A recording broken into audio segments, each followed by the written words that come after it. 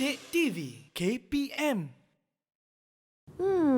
Wah, Apa rajinnya ni? Mira. Mira tengah buat apa tu? Cikgu. Tak, Mira tengah cuba fahamkan tentang bab 5 pasal pembesaran ni, cikgu. Tapi Mira macam kurang jelas lah, cikgu. Apa yang dimasukkan dengan pembesaran tu? Okey, sebenarnya Mira, pembesaran ni mudah saja. Cuma dua benda yang kita kena ingat. Iaitu, dia mesti libatkan faktor skala dan juga pusat pembesaran. Faham tak? Faktor skala dan pusat pembesaran? Ya. Alamak, macam masih kurang jelas lah, cikgu. Oh, ya ke? Kalau kita buat uji kaji boleh tak, cikgu? Menarik juga tu. Jom kita mulakan. Tapi kita kena tutup lampu, Ya, lebih baik tutup lampu sebab kita ada surprise. Ada surprise? Wow, okey. Baiklah, cikgu. Kalau macam tu, jom kita buat uji kaji. Okey. Bila kita tutup lampu, kita tengok ada ke bayang-bayang yang akan terhasil, cikgu? Cuba Mira buat. Okey. Kalau Mira tengok macam ni dari sini kan, Alright. cikgu? Dah nampak dah bayang-bayang jari Mira. Dah nampak dah, cikgu? Ya. Kalau Mira ke belakang. Cuba Mira gerak. Dia makin besar lah, cikgu. Ya, agak-agak Mira, apa yang Mira dapat lihat?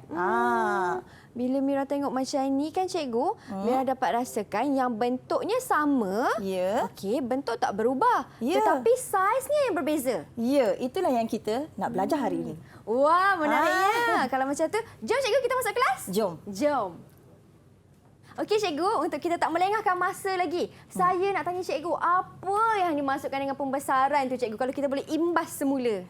Ya. Macam tadi kita dah buat, ada melibatkan dua perkara penting. Betul. Iaitu faktor skala dan juga pusat pembesaran. Okey, tanpa buang masa Mira, jom kita belajar. Jom. Alright. So, untuk hari ini, kita pergi kepada Matematik Menengah Atas bab 5. Iaitu tajuk dia panjang sebenarnya Mira. Kekongruenan, pembesaran dan gabungan transformasi. Tapi hari ini kita fokus kepada standard kandungan 5.2 pembesaran. Alright. Seterusnya, kita ada dua standard pembelajaran yang kita fokus. Pertama, menentukan imej dan objek bagi suatu pembesaran. Dan yang kedua adalah membuat dan mengesahkan konjektur tentang hubungan antara luas imej dengan luas objek bagi suatu pembesaran. Okey, apa yang murid akan dapat hari ini? Kita ada 4 hasil pembelajaran. Okey, pertama, murid akan dapat menentukan imej dan objek berdasarkan faktor skala yang diberi. Kedua, murid dapat melukis. Jadi kita ada aktiviti melukis hari ini. Melukis imej bagi setiap objek yang diberi berdasarkan faktor skala yang diberi. Ketiga, melukis juga tapi melukis objek bagi setiap imej yang diberi berdasarkan faktor skala yang diberi. Dan yang keempat adalah mencari luas imej atau luas objek berdasarkan faktor skala yang diberi. Ini adalah 4 hasil pembelajaran yang murid akan dapat apabila mengikuti kelas kita pada hari ini, Mira. Baiklah. Okey, tanpa buang masa, kita nak tentukan imej dan objek bagi suatu pembesaran. Kita nak imbas kembali apa itu keserupaan dan pembesaran. Jika kita lihat di sini, Mira, kita ada gambar model rumah. Jadi saya nak tanya anak murid saya dulu, Dayana. Okey, Dayana, saya nak tanya, apa kaitan model rumah dengan rumah yang sebenar? Apa yang awak nampak serupa atau perbezaan dia? Saiz dia berbeza. Baik. Tapi bentuk dia sama. Okey, sebenarnya kita nak imbas kembali perbezaan dia adalah kalau pembesaran mesti bentuk yang sama tetapi saiz yang berbeza kerana bergantung kepada faktor skala. Baiklah, kita tengok ada di sini kita ada dua segitiga, Mira. Ya, cikgu. Katakanlah segitiga A itu adalah objek, maksudnya yang sebenar ibu dia, dan B itu adalah imej. Imej inilah yang terhasil berdasarkan faktor skala dan juga pusat pembesaran. Bagaimana nak menentukan? Kita sambungkan bucu setiap imej kepada setiap objek dengan syarat bucu yang sepadan. Macam ni. Katalah kita lambung daripada bucu di sini, bucu di sini. Jadi kita ambil pembaris dan kita akan sambung terus sampai situ. Kemudian kita ada lagi satu bucu di sini dan di sini. murid ambil pembaris dan sambung, murid akan dapat satu garisan seperti ini. Apabila berlaku garisan seperti ini, kita akan jumpa atau kita akan dapat lihat titik pertemuannya. Titik pertemuan inilah dikenali sebagai P ataupun pusat pembesaran. Di sini murid dah memahami bagaimana mencari pusat pembesaran berdasarkan objek dan imej yang diberi. Seterusnya, kita juga boleh mencari daripada jarak menggunakan pusat pembesaran yang diberi, Mira. Jarak daripada objek, katakanlah A itu, jarak dia katakan A, kemudian jarak kepada imej adalah B.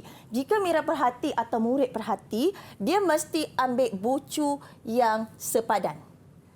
Jadi tak boleh ambil bucu ikut suka. Kena sepadan di sini. Untuk mencari jarak yang sama supaya nilai faktor skala ataupun K. K ini murid kena ingat mesti K huruf kecil. Kalau K huruf besar bukan. K huruf kecil itu bermaksud faktor skala di mana jarak imej bahagi dengan jarak objek. Dan inilah maksud pembesaran. Satu transformasi. Perkataan transformasi itu murid kena faham di mana satu pergerakan dengan semua titik objek bergerak dari satu titik dengan satu nisbah malar. Titik itu adalah titik tetap yang dinamakan sebagai faktor pusat pembesaran, manakala nisbah malar dinamakan sebagai faktor skala. Ini fokus kita pada hari ini. Okey, seterusnya selain itu kita juga boleh mencari faktor skala dengan menggunakan formula yang saya ringkaskan. Jarak titik sepadan imej dari P, di mana P itu adalah pusat pembesaran, Mira. Jadi sangat penting bagaimana murid menentukan pusat pembesaran. Bahagi dengan jarak titik objek dari P, juga dari pusat pembesaran. Maksudnya pusat itu adalah titik tetap yang bertemu antara objek dan imej.